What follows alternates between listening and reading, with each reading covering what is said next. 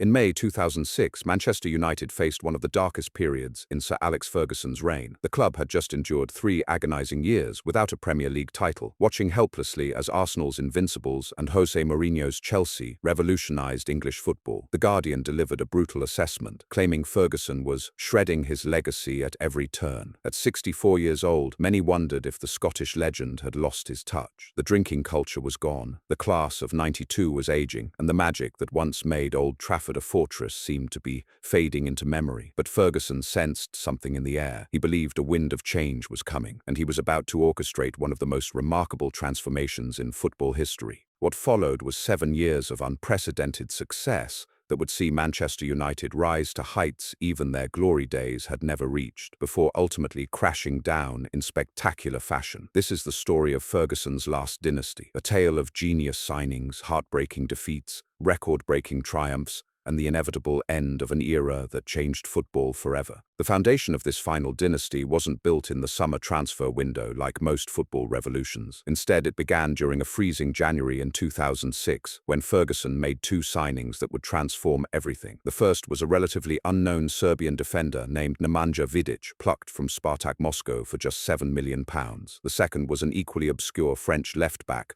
called Patrice Evra, signed from AS Monaco for £5.5 million. Neither player immediately set the world alight. Vidic looked shaky in his early appearances, while Evra struggled to adapt to the pace and physicality of English football. Ferguson knew these players needed time, but more importantly, they needed to taste success as quickly as possible. The 2006 League Cup presented the perfect opportunity. United's path to the final was far from smooth, but when they faced Wigan Athletic at the Millennium Stadium in Cardiff, something magical happened. The victory wasn't just another trophy for the cabinet. It was the first major silverware for what Ferguson privately called the Rooney-Ronaldo team, and it would prove to be the catalyst for everything that followed. The real genius of Ferguson's rebuild lay in his ability to blend youth with experience, pace with power, flair with steel. At the heart of this transformation was the emergence of 2 players who would define the era, Wayne Rooney and Cristiano Ronaldo. The partnership between these 2 superstars transcended anything United had seen before. Rooney, the bulldog from Liverpool with an insatiable hunger for goals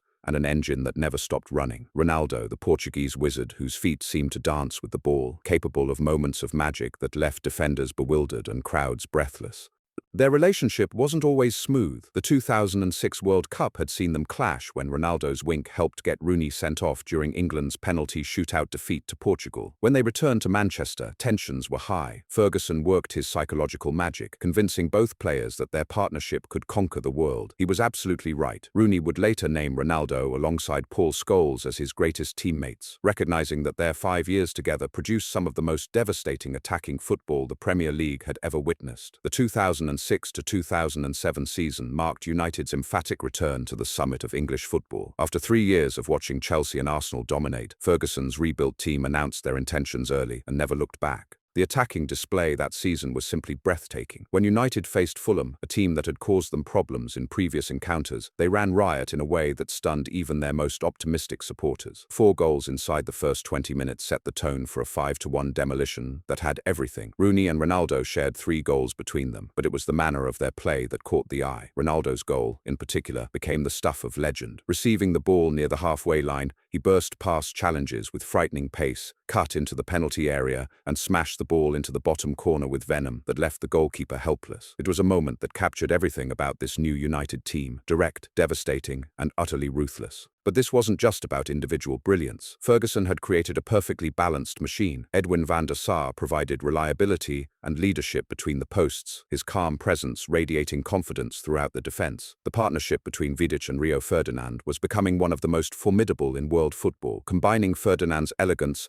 and reading of the game with Vidic's warrior mentality and aerial dominance. Patrice Evra was blossoming into one of the world's best left-backs, his attacking runs and defensive solidity providing the perfect balance down the left flank. In midfield, the evergreen Paul Scholes continued to orchestrate play with his metronomic passing and thunderous shooting, while Ryan Giggs defied Father Time with performances that belied his advancing years. The emergence of Michael Carrick added a new dimension to United's play, his deep-lying playmaker role allowing the more attacking players to flourish in advanced positions. As the 2006 to 2007 season progressed, it became clear that United were operating on a different level to their rivals. The football was intoxicating, combining the pace pace and power that had always been hallmarks of Ferguson's teams, with a technical sophistication that could match anything Barcelona or Real Madrid were producing. Match after match, they tore teams apart, with a combination of individual brilliance and collective understanding that was poetry in motion. The title race wasn't even close. United topped the table from early in the season and never relinquished their grip, eventually winning by 6 points from Chelsea. It was a statement victory that announced to the football world that Manchester United were back where they belonged. Ferguson had done it again, proving that reports of his demise had been greatly exaggerated. But winning the Premier League was just the appetizer for what was to come. The 2007-08 season would see this United team reach heights that even Ferguson's greatest sides had never scaled. The campaign began with optimism flowing through Old Trafford like electricity. The previous season had shown what this team was capable of, and now they were hungry for more. The early signs were ominous for United's rivals. Ronaldo had spent the summer adding muscle to his frame while retaining his frightening pace and technical ability. Rooney looked sharper than ever, his understanding with his Portuguese teammate reaching telepathic levels. The defense, now fully settled, looked impenetrable, while the midfield provided the perfect platform for the attacking players to weave their magic. What made this United team special wasn't just their individual talent, though they had that in abundance. It was their collective mentality, forged in Ferguson's image and driven by an insatiable desire to win. Every training session was a battle, every match was a war,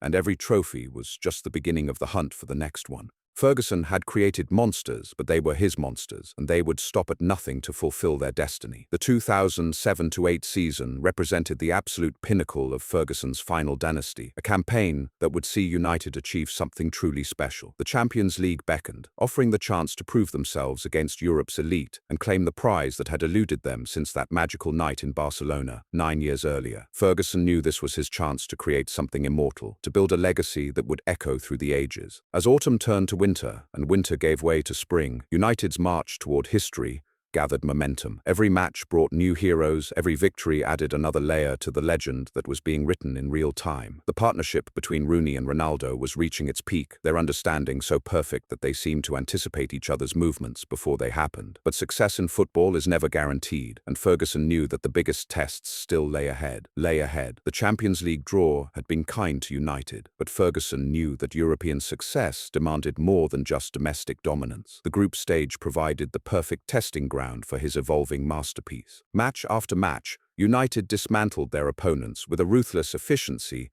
that sent shockwaves across the continent. Ronaldo was entering a different stratosphere of performance, his goal tally climbing week after week as defenders simply couldn't cope with his pace, power, and precision. By Christmas, it was becoming clear that something extraordinary was happening at Old Trafford. United weren't just winning games, they were dominating them in a way that made their victories look inevitable. The football was mesmerizing, a perfect blend of pace and precision that left opponents chasing shadows. Rooney and Ronaldo had developed an almost supernatural understanding, their movements synchronized like dancers who had rehearsed the same routine 1,000 times. The Premier League title race was effectively over by February. United had built such a commanding lead that their rivals could only watch in admiration and despair, but Ferguson's hunger was far from satisfied. He could sense that this team was capable of achieving something truly historic, something that would cement their place among the greatest sides in football history. The Champions League knockout stages beckoned, and with them came the ultimate test of United's credentials. The quarter-final draw paired them with Roma, a team known for their defensive resilience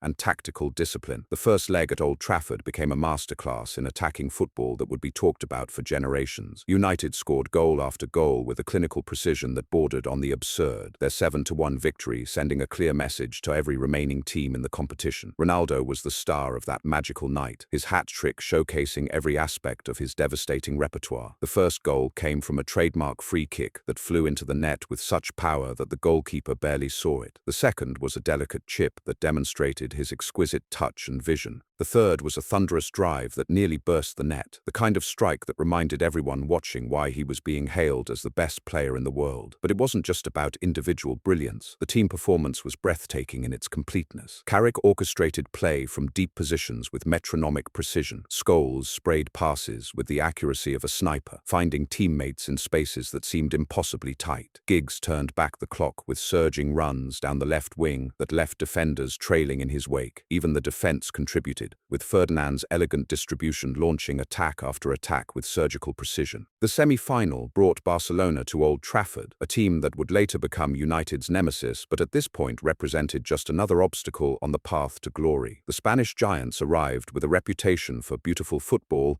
and technical excellence, but they encountered a United side that was operating at the peak of its powers. The tactical battle between Ferguson and Frank Rijkaard was fascinating, but ultimately, United's combination of pace and power proved too much for Barcelona's intricate passing game. The victory over Barcelona was more than just a result, it was a statement. United had outplayed one of Europe's most celebrated teams, proving that English football's direct approach could triumph over continental sophistication when executed with this level of skill and intensity. Ferguson's tactical masterclass neutralized Barcelona's key threats, while allowing his own stars to flourish in the spaces created by their high-pressing game. As the Champions League final approached, the anticipation at Old Trafford reached fever pitch. The fact that Chelsea stood between United and European glory added an extra dimension to the occasion. These were two English teams who knew each other intimately, having battled for domestic supremacy for years. The psychological warfare began weeks before the match, with both managers trying to gain any possible advantage through media mind games and tactical adjustments. The build-up to Moscow felt different from any other final United had played. There was a sense that this team was destined for greatness, that all the pieces of Ferguson's puzzle were finally falling into place at exactly the right moment. The blend of youth and experience was perfect. The tactical flexibility was unprecedented. The mental strength had been forged through years of battles in the most demanding league in the world. Ferguson's preparation was meticulous, as always. He studied Chelsea's weaknesses with the intensity of a chess grandmaster, analyzing his opponent's favorite openings. He knew that Mourinho's successor, Avram Grant,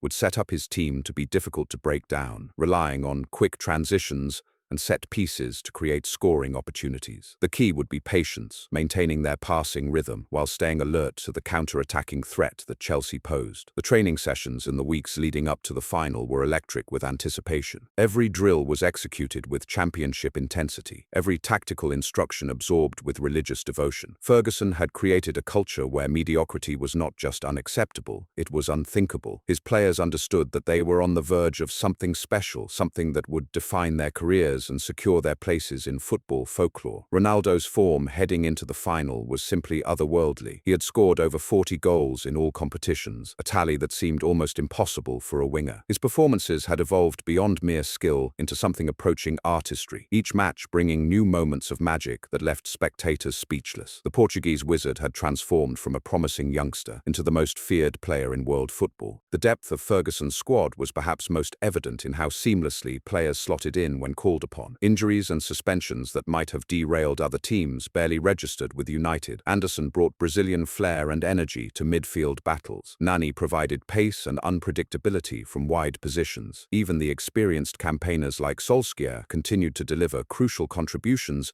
when the team needed them most. The tactical evolution of United's play throughout the season had been remarkable to witness. They could dominate possession like Barcelona, press high like modern German teams, or sit deep and counter-attack with devastating effectiveness. Ferguson had created a team that was tactically chameleon-like, adapting their approach to exploit whatever weaknesses their opponents presented. The Premier League title had been secured weeks earlier with a performance that epitomized everything great about this United side. The mathematical confirmation came in typical fashion, with goals flying in from all angles and the crowd at Old Trafford celebrating each strike like it was the winner in a cup final. The margin of victory was emphatic, but it was the manner of their dominance that truly impressed observers.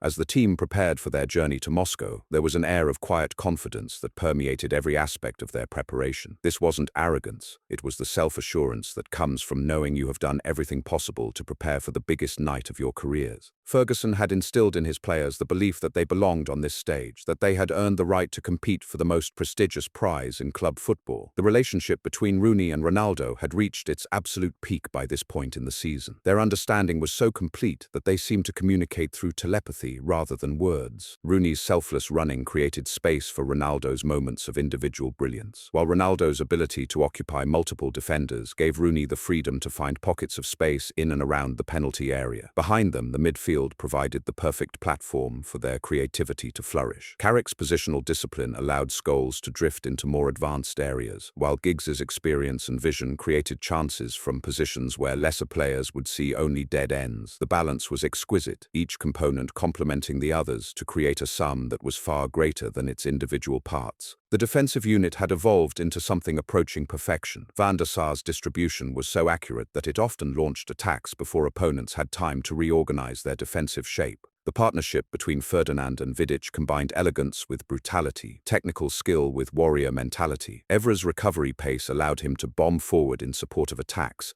knowing he could get back to deal with counterattacks. Ferguson's man management during this period was perhaps the finest of his entire career. He knew exactly when to apply pressure and when to ease off, when to praise and when to criticize, when to rest key players and when to demand everything they had. His substitutions were inspired, his tactical adjustments perfectly timed, his psychological warfare devastatingly effective. The stage was set for Moscow, for a final that would determine not just the destination of the Champions League trophy, but the legacy of Ferguson's greatest team. Everything they had worked for, everything they had dreamed of would be decided over 90 minutes in the Russian capital. The dynasty was about to reach its defining moment. The Luzhniki Stadium in Moscow presented a stage worthy of the drama that was about to unfold. The atmosphere was electric, charged with the hopes and dreams of two sets of supporters who understood the magnitude of what lay ahead. This wasn't just another Champions League final, it was the culmination of everything Ferguson had built over the previous 2 years. The moment when his rebuilt dynasty would either claim its place among the immortals or fall agonizingly short of greatness. The early exchanges set the tone for what would become one of the most memorable finals in Champions League history. United started with the intensity and purpose that had characterized their entire campaign, pressing high and forcing Chelsea into uncomfortable positions. The rain that fell throughout the match added an extra layer of drama, turning every tackle into a potential sliding challenge and every shot into a test of nerve and technique. When Ronaldo rose majestically to meet Wes Brown's cross in the 26th minute, it felt like destiny was calling. The Portuguese superstar's header was perfectly placed, giving Petr Cech no chance and sending the United supporters into raptures. It was Ronaldo's 42nd goal of a quite remarkable campaign, a strike that seemed to encapsulate everything about his evolution from tricky winger to complete footballing phenomenon. The celebration was pure emotion, a release of all the tension and anticipation that had been building for months. But Chelsea weren't about to surrender without a fight. Grant's team had reached this final through their own moments of brilliance and determination, and they responded to United's opener with the resilience that had become their trademark. Frank Lampard equalized just before half-time with a goal that demonstrated Chelsea's never-say-die attitude, turning the final into the kind of psychological battle that Ferguson had anticipated. The second half became a tactical chess match of the highest order. Ferguson and Grant made subtle adjustments, trying to find the key that would unlock their opponent's defense while maintaining their own structural integrity. The quality of football was breathtaking, with both teams creating chances that would have graced any final. Lampard struck the crossbar with a thunderous effort that had Van der Sar beaten, while at the other end, Ronaldo came agonizingly close to adding a second goal that would have settled the contest. As the match wore on, the tension became almost unbearable. Every tackle was contested with ferocious intensity. Every pass was weighted with the knowledge that a single mistake could prove decisive. The rain continued to fall, creating treacherous conditions that added an element of unpredictability to every exchange. Players slipped and slid across the surface, but neither team allowed the conditions to affect their commitment or quality. Extra time brought fresh drama, but no breakthrough. Both teams had opportunities to win the match in normal time, but a combination of excellent goalkeeping, last-ditch defending, and marginal luck kept the scores level. The prospect of a penalty shootout loomed large, adding another layer of psychological pressure to an already emotionally charged encounter. When the final whistle blew after 120 minutes of enthralling football, both sets of players looked exhausted but determined. The penalty shootout would be the ultimate test of nerve, the kind of lottery that could make heroes or villains in the space of a few crucial minutes. Ferguson gathered his players in a huddle, delivering the kind of motivational words that had inspired so many great performances throughout his career. The shootout itself became the stuff of legend. United's early penalties were dispatched with clinical precision, but when Ronaldo stepped up for his attempt, the pressure seemed to weigh heavily on his young shoulders. His effort was saved by Cech, giving Chelsea the psychological advantage and leaving United needing their remaining takers to be perfect. The miss was devastating for Ronaldo, who had carried the team throughout the season, but now faced the prospect of his greatest triumph turning into his most painful defeat. John Terry's slip at the crucial moment will forever be remembered as one of football's sliding doors moments. The Chelsea captain, so reliable throughout his career, lost his footing on the wet surface just as he struck his penalty. The ball clipped the outside of the post, and suddenly United were reprieved. Van der Sar's save from Anelka's final penalty sparked scenes of unbridled joy among the United players and supporters, while Ronaldo was lifted by his teammates in a moment of pure redemption. The victory was more than just a trophy. It was validation of everything Ferguson had built during this remarkable period. The combination of youth and experience, flair and determination, individual brilliance and collective strength had been tested in the ultimate crucible and emerged triumphant. Ferguson's tactical acumen, his psychological mastery, and his ability to inspire players to transcend their limitations had been displayed on the biggest stage of all. The celebrations that followed were emotional and cathartic. Players who had dreamed of this moment since childhood were finally able to hold the trophy aloft, their faces a mixture of exhaustion, relief, and pure joy. Ferguson, at 66 years old, had proven once again that his hunger for success burned as brightly as ever. The embrace between him and Ronaldo after the final penalty spoke volumes about their relationship and the journey they had traveled together. The impact of the Moscow triumph extended far beyond the immediate celebrations. United had established themselves as the dominant force in European football, combining their domestic supremacy with continental glory in a way that few teams had ever managed. The performance throughout the tournament had been consistently excellent, with memorable victories against quality opposition, proving that this wasn't a fluke but the result of systematic excellence. Ronaldo's individual statistics from the campaign were simply staggering. His 42 goals in all competitions represented a new benchmark for what was possible from a wide player, while his performances in the biggest matches had established him as the world's premier footballer. The Ballon d'Or that followed was richly deserved, recognition of a season that had seen him evolve from a very good player into a genuine phenomenon. The defensive solidity that had underpinned the triumph was equally impressive. Van der Sar's experience and shot-stopping ability had been crucial in several key moments, while the partnership between Ferdinand and Vidic had reached a level of understanding that bordered on telepathic. Evra's marauding runs down the left flank had provided consistent attacking threat, while his defensive work had been equally important in maintaining the team's structural integrity. But perhaps the most remarkable aspect of the triumph was how it represented the perfect synthesis of Ferguson's footballing philosophy. The direct approach that had always been associated with Manchester United was combined with a level of technical sophistication that could match anything produced by the continental masters. The result was a style of play that was uniquely effective, capable of adapting to any opponent or tactical challenge. The summer that followed the Moscow triumph should have been a time of pure celebration, but already there were signs that maintaining this level of excellence would prove challenging. Ronaldo's performances had attracted the attention of Real Madrid, who began their pursuit of the Portuguese superstar with typical determination. Ferguson knew that keeping his prize asset would require all of his considerable powers of persuasion. The 2008-09 season began with United as the hunted rather than the hunters. Every opponent raised their game when facing the European champions, treating matches against United as cup finals. The target on their backs was enormous, but Ferguson's players seemed to relish the challenge, understanding that sustained success required mental strength as much as technical ability. The early months of the new campaign suggested that this United team was capable of establishing a genuine dynasty. The football remained at the highest level, with Rooney and Ronaldo continuing their devastating partnership, while the supporting cast maintained their exceptional standards. The Premier League title race developed into another compelling battle with Liverpool, who had strengthened significantly during the summer transfer window. Ferguson's tactical evolution continued throughout this period, with subtle adjustments to formation and playing style keeping opponents guessing. The introduction of new players like Dimitar Berbatov added fresh dimensions to United's attacking play, while the development of younger squad members ensured that the team's depth remained impressive. Every training session was conducted with championship intensity, every match approached with the professionalism that had become United's trademark. The Champions League defense began with renewed optimism and determination. The group stage draw had been relatively kind, but Ferguson knew that complacency would be their greatest enemy. The performances in the early rounds suggested that United had lost none of their appetite for European success, with comprehensive victories demonstrating that the previous season's triumph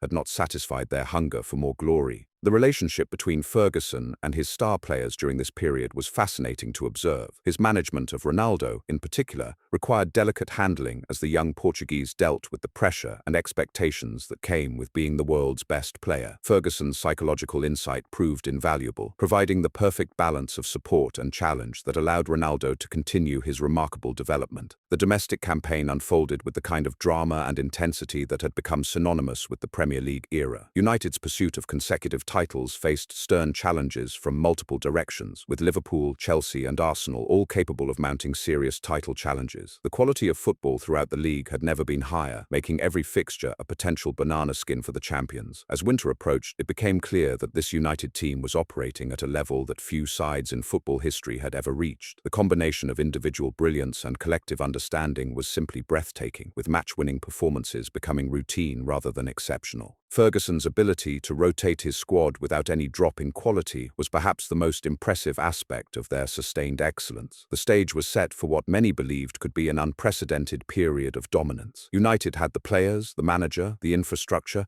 and the mentality required to establish themselves as the dominant force in world football for years to come. But football has a way of humbling even the greatest teams, and challenges were approaching that would test this dynasty in ways they had never experienced before. The first cracks in the foundation appeared not on the pitch, but in the boardroom and training ground corridors where whispers grew louder with each passing week. Ronaldo's head had been turned by the siren call of Madrid, and despite Ferguson's best efforts to convince his superstar that Manchester was where legends were made, the writing was on the wall. The Portuguese wizard who had carried United to the summit of European football was dreaming of the Bernabeu, and no amount of Ferguson's legendary persuasion could compete with childhood fantasies and astronomical wages. The 2009 Champions League final against Barcelona would prove to be the beginning of the end for this golden generation. Ferguson approached the match with characteristic confidence, believing his team possessed the tactical flexibility and mental strength to overcome Pep Guardiola's emerging masterpiece. But what unfolded at the Stadio Olimpico in Rome was a masterclass in possession football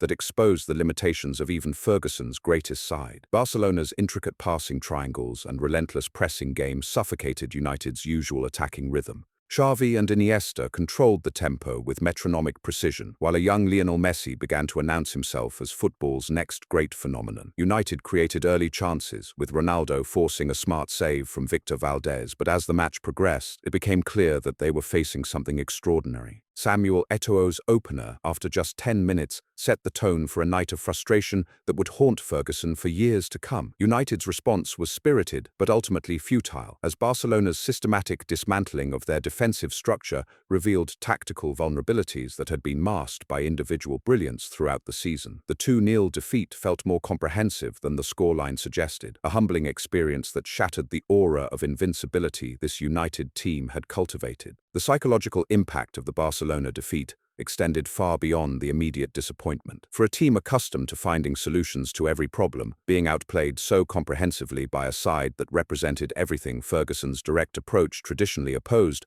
was devastating. The Spanish giants had proven that technical superiority could triumph over pace and power when executed with sufficient intelligence and precision. Ronaldo's departure that summer for a world record fee of £80 million marked the end of an era before it had truly begun. Ferguson had lost his most devastating weapon, the player who had single-handedly transformed United from domestic powerhouses into European royalty. The Portuguese superstar's 118 goals in 292 appearances told only part of the story. His ability to produce magic in crucial moments, to lift teammates through sheer force of will, and to strike fear into the hearts of defenders across the continent could not be easily replaced. The search for Ronaldo's replacement became an obsession that would define United's transfer strategy for years to come. Ferguson's attempts to fill the void with players like Antonio Valencia and Ashley Young were well-intentioned, but fundamentally flawed. These were good players, even very good players, but they lacked the X-factor that separated world-class performers from global superstars. The gap between ambition and reality was becoming increasingly apparent. The 2009-10 season began with optimism despite the Portuguese departure, but early performances suggested that United's tactical identity was in flux.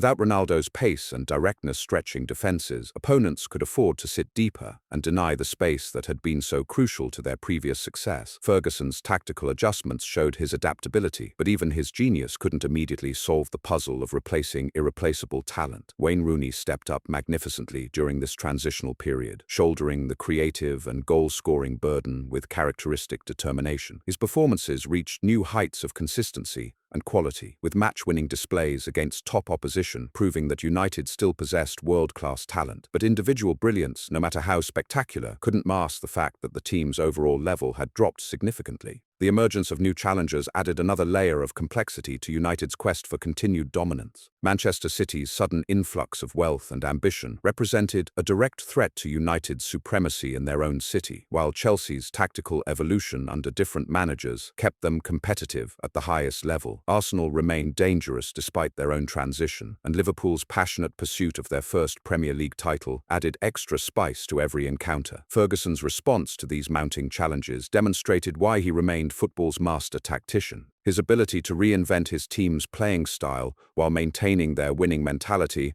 was remarkable, even if the results didn't always match the previous season's standards. The introduction of younger players like Anderson and the continued development of existing talents showed that United's production line remained active. The 2010-11 season represented Ferguson's most impressive achievement during this latter period of his career. With a squad that many considered inferior to previous versions, he guided United to a record-breaking 19th league title that surpassed Liverpool's long-standing benchmark. The triumph was built on collective spirit rather than individual genius, with different players stepping up at crucial moments throughout the campaign. The title race with Chelsea and Arsenal was compelling throughout, but United's experience and mental strength proved decisive in the crucial final months. Ferguson's rotation policy kept key players fresh while giving squad members the confidence that comes from regular first-team football. The depth of talent available, while not matching the peak years, was still sufficient to maintain competitive standards across multiple competitions. Paul Scholes's return from retirement epitomized the character that defined this period of United's evolution. The Ginger Maestro's decision to come back demonstrated the pull that Ferguson still exerted over his former players. While his performances showed that class truly is permanent, his passing range and tactical intelligence provided the perfect complement to younger, more energetic midfield partners. The Champions League campaign that season brought both triumph and heartbreak in equal measure. United's progression to another final represented a remarkable achievement given the quality of opposition they faced along the way. The semi-final victories over Schalke showcased the kind of professional performances that had become United's trademark, with goals shared across the team rather than relying on individual moments of magic. But the final at Wembley against Barcelona became another painful lesson in the evolution of modern football. Guardiola's team had reached an even higher level than their 2009 iteration, with Messi now established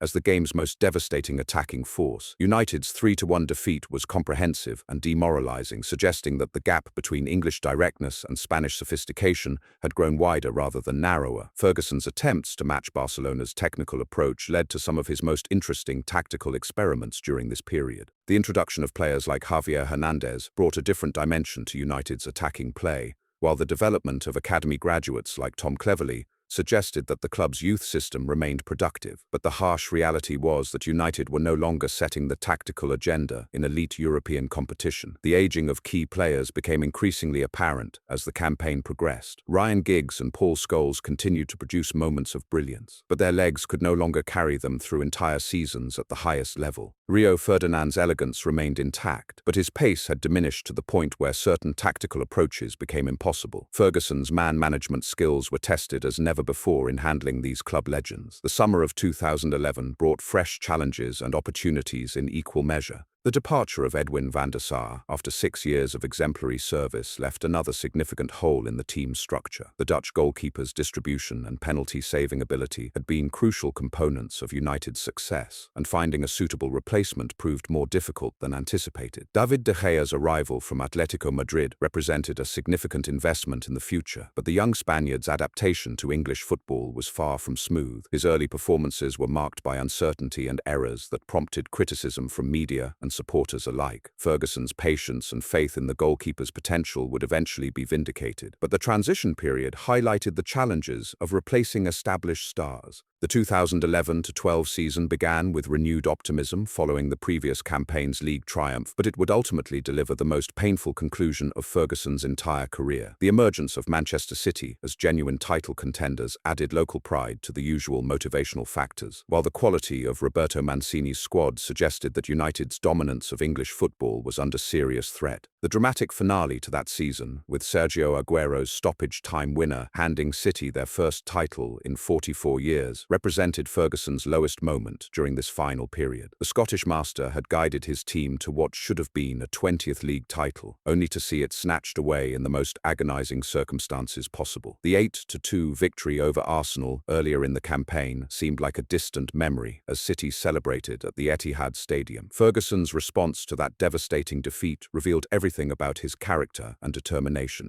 Rather than accepting that United's time had passed, he immediately began planning the reconstruction that would deliver one final triumph. The signing of Robin van Persie from Arsenal represented a masterstroke of timing and judgment, bringing exactly the kind of proven goal scorer that could make the difference in tight title races. Van Persie's arrival transformed United's attacking dynamics completely. The Dutch striker's movement, finishing ability, and leadership qualities provided the missing piece in Ferguson's tactical puzzle. His understanding with Rooney developed quickly, creating a partnership that combined technical excellence with predatory instincts in the penalty area. The psychological impact of signing Arsenal's captain was equally significant, sending a clear message about United's continued ambition. The 2012-13 season would prove to be Ferguson's farewell masterpiece, a campaign that demonstrated his tactical acuity and motivational genius one final time. United's title triumph was emphatic, secured with games to spare, and achieved through a combination of experienced leadership and youthful energy. Van Persie's 26 league goals provided the attacking thrust, while the defensive solidity remained largely intact despite the advancing years of key personnel. But even as United celebrated their 20th league title, the signs of decline were becoming impossible to ignore. The Champions League exit to Real Madrid highlighted the gap that had opened between United and Europe's elite, while the lack of investment in key positions suggested that the club's hierarchy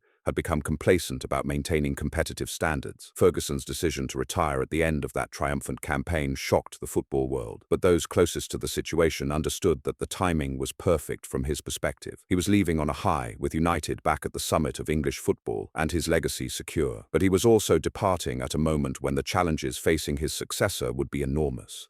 The announcement of Ferguson's retirement sent shockwaves through Old Trafford and beyond. Players who had given everything for their legendary manager struggled to process the reality that their football father figure would no longer be guiding their careers. The institutional knowledge and psychological expertise that would walk out the door with Ferguson represented an irreplaceable loss. David Moyes' appointment as Ferguson's chosen successor was met with skepticism from supporters who questioned whether the Everton manager possessed the necessary experience and charisma for such a demanding role. The contrast between Ferguson's achievements and Moyes' relatively modest CV was stark, setting up a transition period fraught with uncertainty and doubt. The immediate aftermath of Ferguson's departure revealed the extent to which United's success had been built around one man's extraordinary abilities. The same players who had performed heroically under Ferguson's guidance suddenly looked ordinary and directionless. The tactical systems that had functioned perfectly for years began to creak and groan under different leadership. The decline that followed Ferguson's retirement was swift and brutal, vindicating those who had warned about the dangers of building everything around a single individual. United's fall from champions to also-rans happened with shocking speed, demonstrating that dynasties in football are more fragile than they appear during their period of dominance. Ferguson's final dynasty had lasted 7 years, delivering 5 Premier League titles, 1 Champions League trophy, and countless memories that would sustain supporters through the difficult years that followed. The period from 2006 to 2013 represented the last time Manchester United would be considered among the world's elite clubs, a golden era that now seemed like ancient history to younger supporters. The lesson of Ferguson's final dynasty was that success in modern football requires constant evolution and renewal. Even the greatest managers and most successful teams cannot stand still, and the failure to adequately prepare for transition can lead to rapid and comprehensive decline. Ferguson had built something magnificent, but he had also created a structure that could not survive his departure. As the dust settled on Ferguson's remarkable career, the true magnitude of his achievement during those final 7 years became apparent. To rebuild a team from scratch and guide it to the pinnacle of world football while simultaneously planning for succession and maintaining the club's cultural identity was a feat that may never be repeated in the modern game. The rise and fall of Ferguson's last dynasty serves as both inspiration and warning to football clubs everywhere. The heights that can be reached through vision, determination, and tactical brilliance are extraordinary, but the descent from those peaks can be equally dramatic when the foundations are not properly maintained. Ferguson's Manchester United achieved immortality, but they also demonstrated that even immortals must eventually face their mortality. The statistics tell the story of a dynasty that burned brightly before flickering out with devastating finality. In those 7 remarkable years from 2006 to 2013, Ferguson had orchestrated what many consider the most complete transformation in modern football history. 5 Premier League titles, including that record-breaking 19th, that finally knocked Liverpool off their perch. 1 Champions League triumph that showcased English football at its absolute zenith. Multiple domestic cups and a Club World Cup that cemented United's status as the planet's premier football institution. But numbers alone cannot capture the essence of what made this period so extraordinary. The sheer audacity of rebuilding a team while maintaining the highest standards of performance was breathtaking in its ambition. Ferguson had essentially constructed 3 different versions of greatness within the same dynasty, each iteration responding to new challenges and tactical developments across European football. The first phase, from 2006 to 2009, was built around raw pace and devastating counterattacks. Ronaldo and Rooney epitomized this approach, their partnership creating a template for modern attacking football that clubs across the continent tried desperately to replicate. The second phase, following Ronaldo's departure, required tactical reinvention that showcased Ferguson's adaptability. The final phase, culminating in that emphatic title triumph of 2012-13, demonstrated that even in his 70s, the Scottish master could still outthink opponents half his age. The cultural impact of this dynasty extended far beyond the boundaries of Old Trafford. Young footballers across the globe modeled their games on the United players they watched on television screens every week. The red shirt became a symbol of excellence that transcended geographical and linguistic barriers, with supporters in remote corners of the world staying up through the night to watch their heroes perform. Ferguson's man management during this period reached levels that bordered on the supernatural. His ability to extract peak performances from players who had struggled elsewhere was remarkable, but even more impressive was his knack for maintaining hunger and desire among superstars who had already achieved everything the game could offer. The psychological techniques he employed were subtle yet devastatingly effective, creating an environment where mediocrity was not just discouraged, but literally impossible. The tactical evolution that occurred throughout these 7 years reflected broader changes within football itself. When Ferguson began his rebuild in 2006, the game was still relatively primitive in its use of data and sports science. By 2013, every aspect of performance was being measured and analyzed with scientific precision. Ferguson's ability to embrace these innovations while maintaining his core philosophy demonstrated an intellectual flexibility that separated him from his contemporaries. The infrastructure that supported this dynasty was equally impressive. United's training facilities, scouting networks, and youth development programs were all operating at maximum efficiency during this period. The seamless integration of academy graduates like Johnny Evans and Danny Welbeck alongside world-class signings showed that Ferguson had created a holistic approach to team building that few clubs have ever matched. The financial model that underpinned these achievements was revolutionary for its time. United's commercial success allowed them to compete with the emerging oil-rich clubs while maintaining a sustainable approach to squad development. The balance between generating revenue and investing in playing talent was expertly managed, creating a virtuous cycle that fueled continued success on the pitch.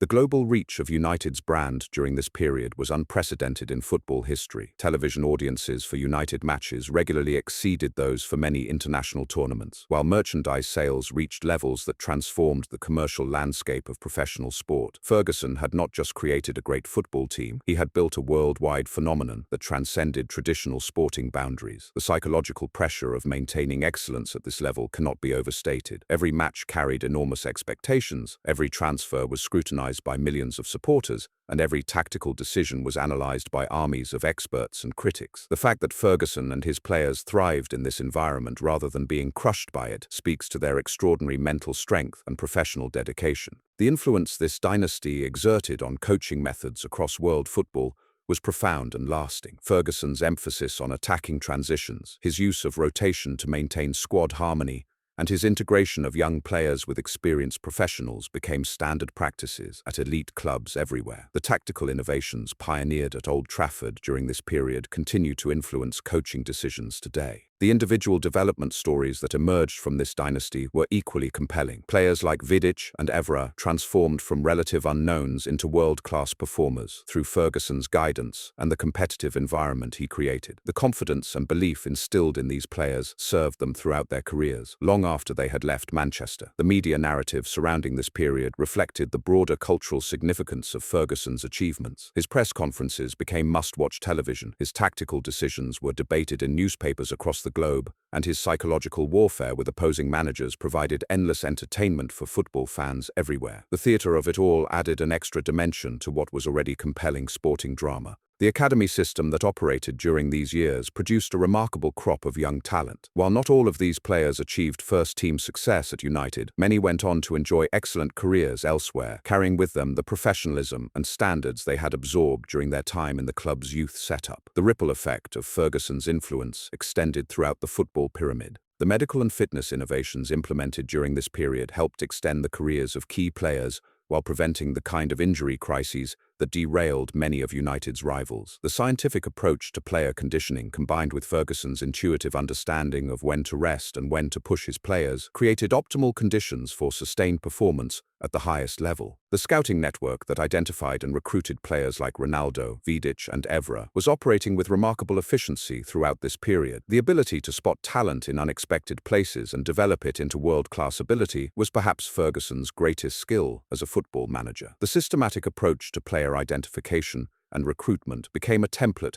that other clubs tried desperately to copy. The relationship between Ferguson and the club's hierarchy during these years was characterized by mutual respect and shared ambition. The support he received for major transfer decisions and tactical innovations allowed him to implement his vision without interference or compromise. This alignment between manager and board created the stability that underpinned sustained success. The coaching staff that surrounded Ferguson during this period deserves significant credit for the dynasty's achievements. The likes of Mike Phelan, René Meulenstein, and Carlos Queiroz brought specialized knowledge and different perspectives that enhanced Ferguson's own considerable expertise. The collaborative approach to tactical preparation and player development was years ahead of its time. The fan experience during these 7 golden years was extraordinary in its intensity and emotion. Old Trafford became a pilgrimage site for football supporters from around the world, while the atmosphere generated during big matches was electric with anticipation and passion. The connection between team and supporters reached levels that few clubs have ever achieved. The commercial partnerships and sponsorship deals negotiated during this period provided the financial foundation for continued investment in playing talent. The global appeal of Ferguson's team attracted blue-chip brands eager to associate themselves with success and excellence, creating revenue streams that gave United significant advantages over their competitors. The youth coaching philosophy implemented throughout the club's academy system during these years emphasized technical development alongside character building. The holistic approach to player education produced not just better footballers but better people, with many academy graduates going on to successful careers both within and outside professional sport. The impact on Manchester as a city was equally significant. United's success brought international attention and investment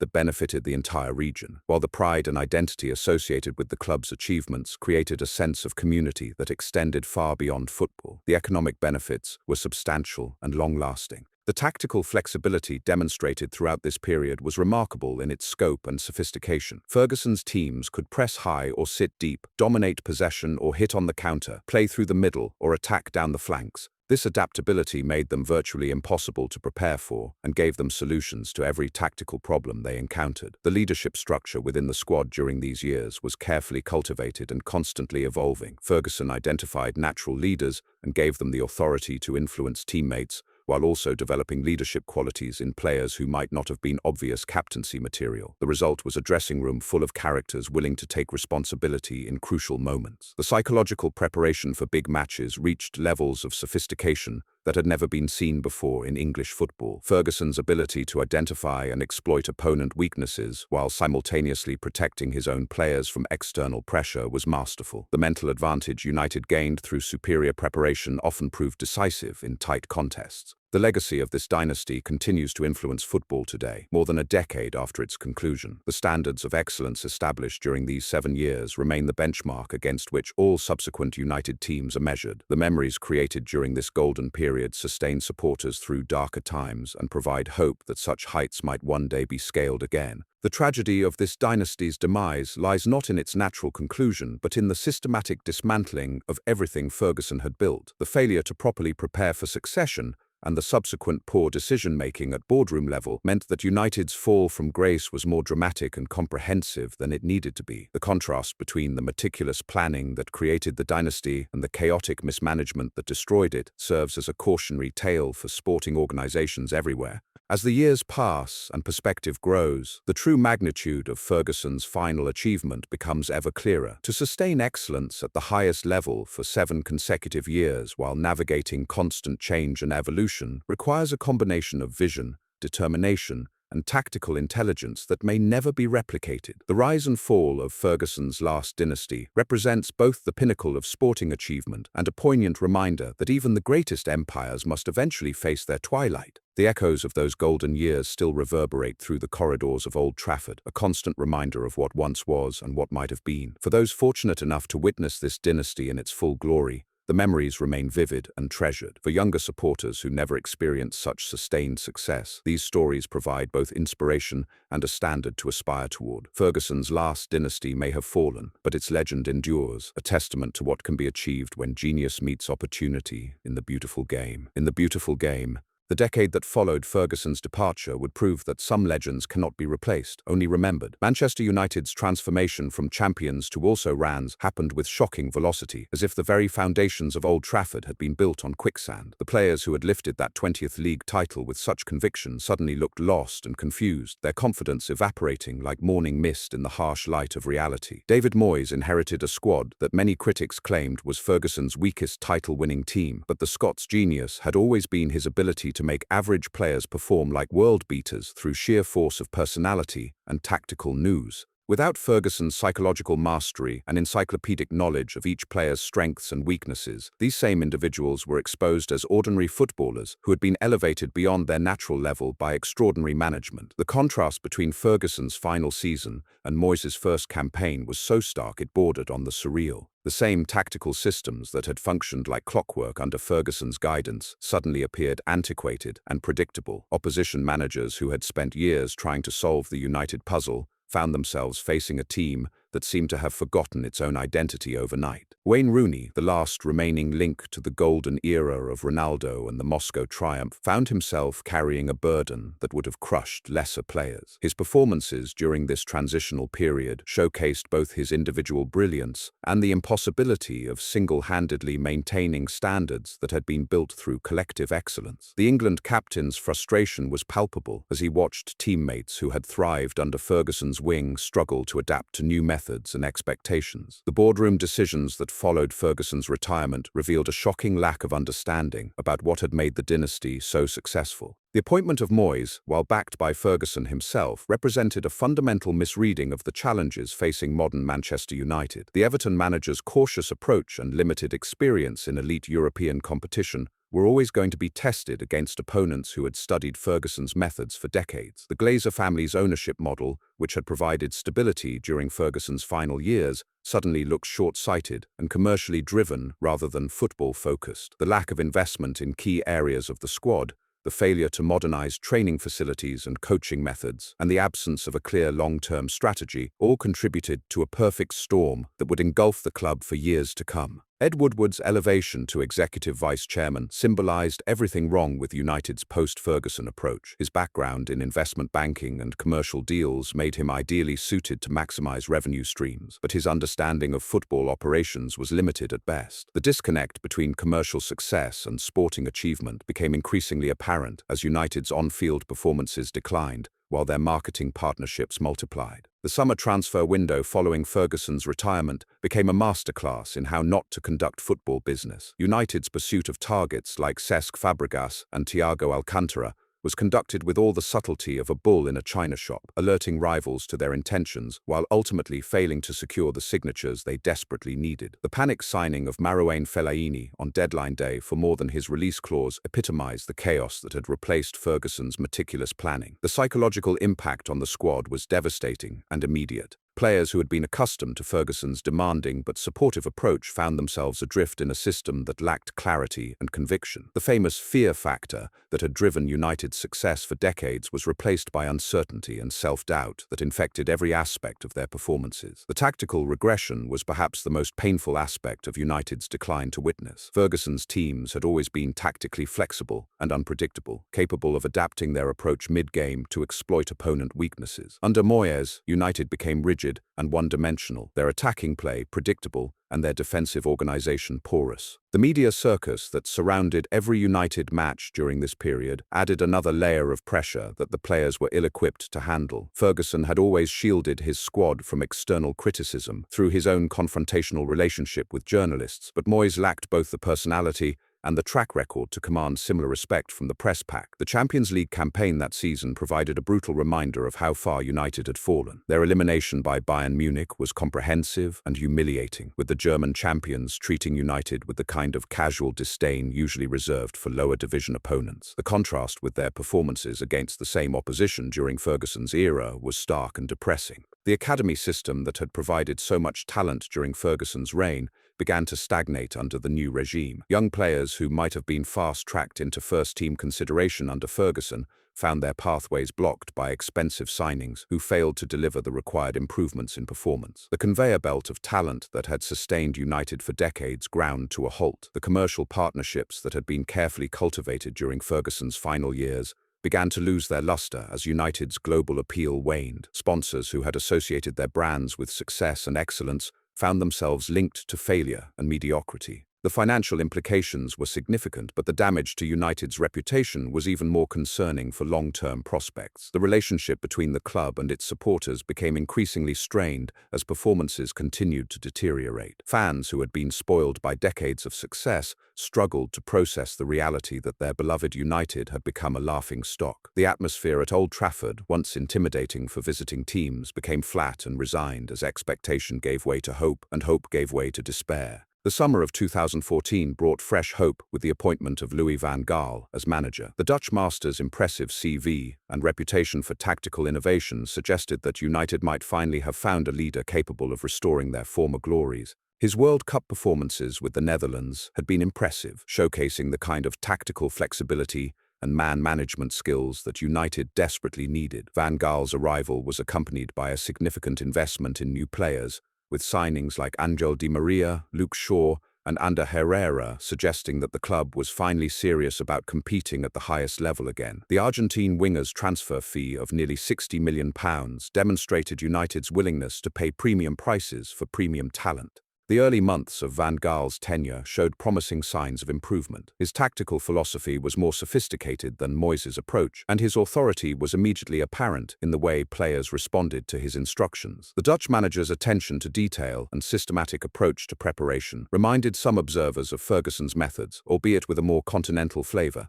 But Van Gaal's possession-based philosophy proved difficult to implement with players who had been trained in more direct methods throughout their careers. The adjustment period was longer and more painful than anticipated, with performances often lacking the pace and intensity that had been hallmarks of United's traditional approach. The football was more controlled but less exciting, more predictable but less effective. The signings made during Van Gaal's tenure reflected his preference for technically gifted players who could maintain possession under pressure. Players like Daley Blind and Bastian Schweinsteiger brought intelligence and experience to United's midfield, but they lacked the physical presence and pace that English football often demanded. The mismatch between philosophy and personnel became increasingly apparent as the seasons progressed. The youth development that had been such a crucial component of Ferguson's success received renewed attention under Van Gaal's guidance. Players like Marcus Rashford and Timothy Fosu Mensah were given opportunities that might not have materialized materialized under different management. The Dutch manager's willingness to trust young players provided glimpses of a brighter future, even as the present remained frustrating.